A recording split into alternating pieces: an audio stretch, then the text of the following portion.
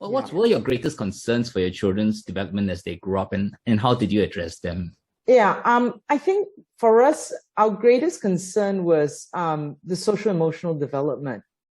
Because I look after children with developmental, behavioral, and emotional needs, we come very quickly to realize that actually what's really important in those first few years of life is children's social emotional development. Yeah.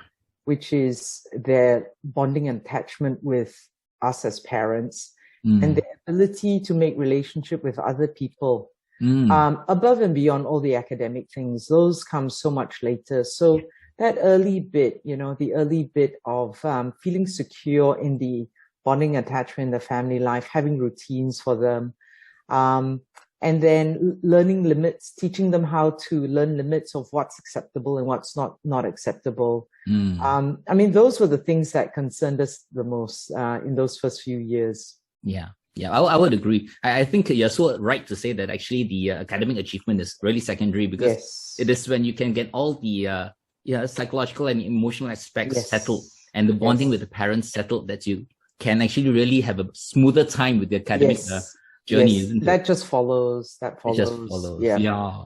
What do you think for children in the early years, from the time they're born to 5 years old? What do you think is really important for their development and flourishing in those early years? Yeah. Thanks for asking, John, because there's already a lot of evidence and study behind this. And there's a nice book. I don't think it's very readable, but it's called The Science of Early Childhood Development. And it's called From Neurons to Neighborhood. And this book summarizes all the research regarding the early years. And they have some key findings from all this research that has been compiled from over the years. And the key findings is this. I'll share two of the key findings that I think is very relevant for our families. And it is that all children are born wired for feelings and ready to learn. That was one of their key findings, meaning that the feelings part actually really needs to be addressed before the learning can occur. And we can't just learn in a void without addressing feelings. Right. That's one of the key findings. The second finding that was really key is that early environments are critical and nurturing relationships are very important. So the child's early environment in that first, 3 to 5 years of life is critical for what happens in the years that follow. And that early environment is what the child sees, hears, what they explore, how they move around, what they taste, what they touch. That's the early environment. So if we really want to give our children that head start in life, we really want to give them an optimal early environment within the context of a nurturing relationship. Right. So the research states very clearly that you don't need a million good nurturing relationships. You actually only need at least one. Nurturing relationship with a consistent caregiver to actually build that resilience in the child, for that child to learn a trust relationship and learn that attachment of that to and fro, of that giving and that taking of love and affection. And only one is needed. It doesn't even necessarily need to be the parent, because we know there are many families where parents are not emotionally available to provide that. It can be a grandparent, it can be an aunt, it can be an uncle. Right.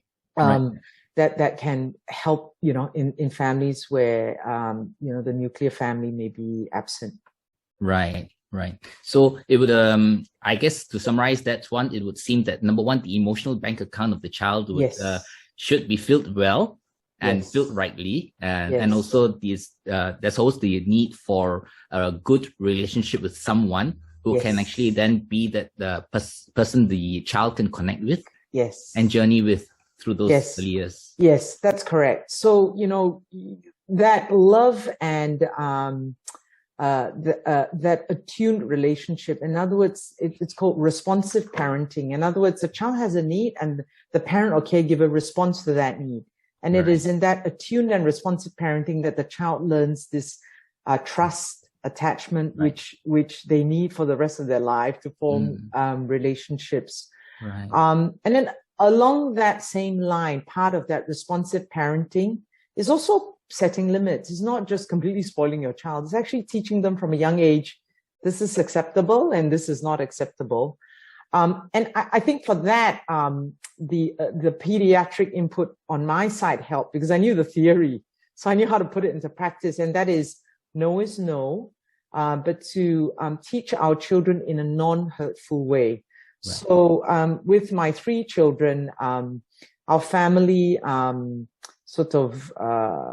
our family process, our family practice has been non-hurtful discipline. In other words, nobody gets hit in the family. And the evidence is also behind that there's no physical punishment, but you can teach children consequences through non-hurtful discipline. And that may be, as they get older, it might be quiet time and time out. So they learn the consequence of, what we call not naughty behaviors, but undesirable behaviors.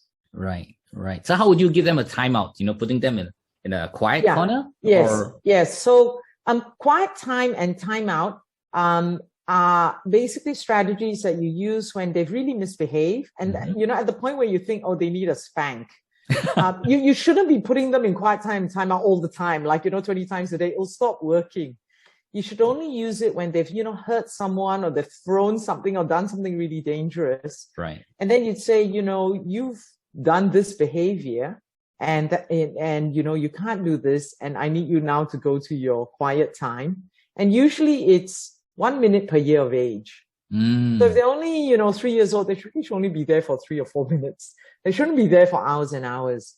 Right. And then if they come out of quiet time when they shouldn't be, or they don't follow the rules of quiet time, then they go to timeout, which is usually in a room by themselves and, behind a door or behind a barrier where they have to stay there until they learn the rules before they can come out. And usually they have to come out when they're calm. They shouldn't come out when they're upset. And they're very good providers for this. And one of a very good provider is the people who provide Triple P. It's called the Positive Parenting Program. And there are many agencies in Singapore that provide Triple P. Right. Morningstar is one of them, I think, that provides Triple P, Positive Parenting. Yes, I believe so, yeah. And other parenting centers can also provide this. And they have very, very good structured programs for families to do this. Yes. I heard they're very successful with that. Yes, they are. Yes. Because it's just giving parents some handles. A lot of parents know the framework, but they may not know the details about how to implement. So it's just sort of a bit of tweaking here and there. Yeah, that's right. I think, basically parents do want the best for their children. It's just that the temptation to lift the hand and so something is always there. So I think it's so important that we learn this other method of reading. Yes. And also we parent the way we were parented. Yes. That's how we parent. And many parents that we look after were parented with discipline, with physical discipline. And that's the only way they know. Yes. And there was a time when it was acceptable and that was just what was done. Yes. But the evidence is out that children who get physical punishment as a form of discipline are more likely to be anxious or depressed when they get older. Yeah. So we really want to give children, as you say, and as I say, and as the research says, a social emotional bank. We want a bank of positivity for them to draw from. Right.